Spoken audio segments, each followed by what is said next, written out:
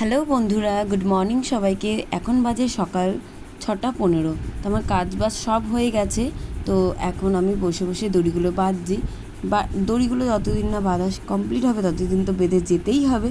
তো যাই হোক, চান টান করে পুজো দিয়ে আমি দোকানে গেছিলাম। দোকান থেকে নিয়ে এলাম সোয়াবিন রান্না করব আজকে।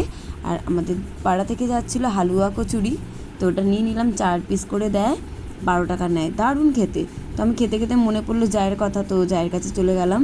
তো যা আর আমি দুজন মিলে খেয়ে নিলাম হালুয়া কচুরি। যা আবার আমাদের চাউমিন দিল, আমি আর আমার ছেলে খেয়ে নিয়েছি। আমি অল্পই খেয়েছি, ছেলের জন্যই বেশিটা রেখেছি। আমাদের মধ্যে এমনি হয়, যখন কথা বলি না তো বলিই না, আর যখন কথা বলি দুজনে যা রান্না হয় দুজনকে দিই। তো আমি রান্না করতে করতেই রেডি হয়ে নিয়েছিলাম হাফ, আর একটু রেডি হচ্ছে উপরে এসে আমি একটা ভিডিও বানাবো।